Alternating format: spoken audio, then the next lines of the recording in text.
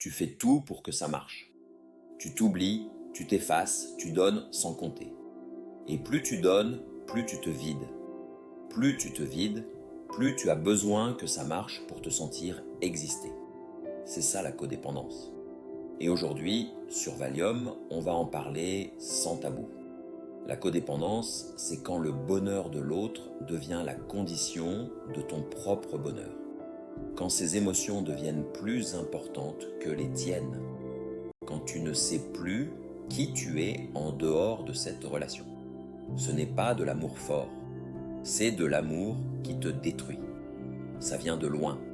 La codépendance ne naît pas dans une relation amoureuse. Elle naît dans l'enfance. Si tu as grandi dans une famille où l'amour était conditionnel, où tu devais mériter d'être aimé, où tu étais responsable des émotions de tes parents, où le chaos était la norme, alors ton système nerveux a appris une équation. Prendre soin des autres égale être en sécurité. S'oublier égale être aimé. Et aujourd'hui, adulte, tu reproduis ce schéma dans chaque relation. Les 7 signes que tu es codépendant. Signe 1, tu t'excuses pour exister. Tu t'excuses de prendre de la place, d'avoir des besoins, d'avoir une opinion différente. Tu marches sur des œufs en permanence pour ne pas déranger. Signe 2, tu ne sais pas ce que tu ressens. Quelqu'un te demande comment tu vas. Tu réponds en parlant de l'autre. Tes propres émotions sont floues, secondaires, presque inexistantes. Signe 3. Tu te sens responsable des émotions des autres. Quand il est triste, c'est ta faute. Quand elle est en colère, tu dois arranger ça. Le bonheur des autres est une responsabilité que tu portes seul. Signe 4. Tu dis oui quand tu veux dire non. Tu acceptes des choses et qui te font du mal pour éviter le conflit, pour ne pas décevoir, pour maintenir la paix. Et tu accumules une frustration que tu n'exprimes jamais. Signe 5, tu as besoin d'être nécessaire. Tu aides, tu répares, tu sauves. Pas toujours par générosité pure, parce que être indispensable est ta façon d'être aimé.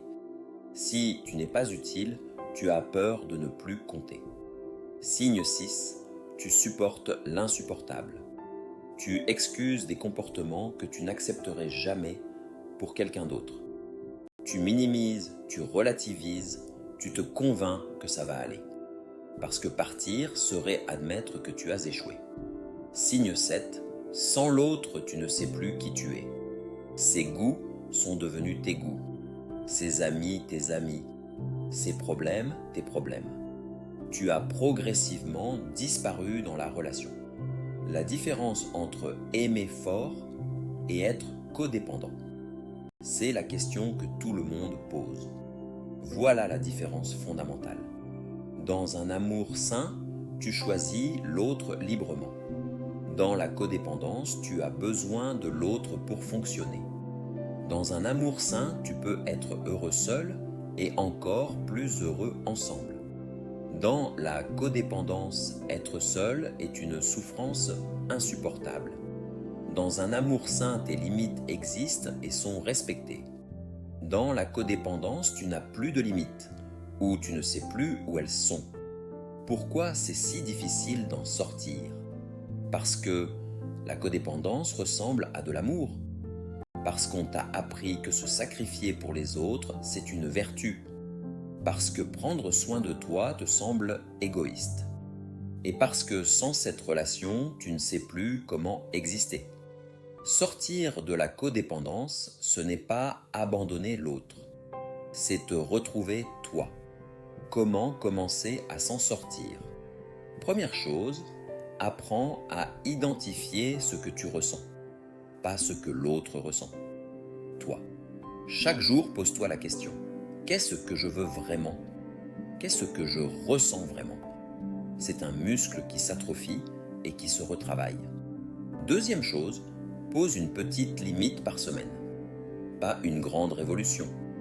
Un nom dit calmement, une préférence exprimée, un besoin formulé. Et observe ce qui se passe. Le monde ne s'effondre pas quand tu existes. Troisième chose, réinvestis des espaces qui t'appartiennent. Un hobby, des amis, un projet personnel. Quelque chose qui existe en dehors de la relation et qui te rappelle que tu es quelqu'un avant d'être quelqu'un pour l'autre. Quatrième chose, consulte un professionnel. La codépendance a des racines profondes. Un thérapeute peut t'aider à remonter à la source, à comprendre le schéma et à le défaire durablement. Ce n'est pas un signe de faiblesse. C'est l'acte le plus courageux que tu puisses faire pour toi. Tu ne peux pas continuer à te vider pour remplir quelqu'un d'autre. Tu ne peux pas continuer à disparaître pour que l'autre existe. Et tu n'as pas à choisir entre aimer et exister. Les deux sont possibles en même temps.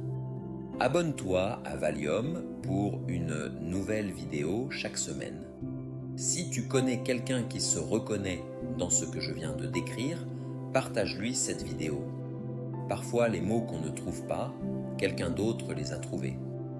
Dis-moi en commentaire lequel de ces 7 signes t'a le plus parlé. Je lis chaque message. À très vite sur Valium.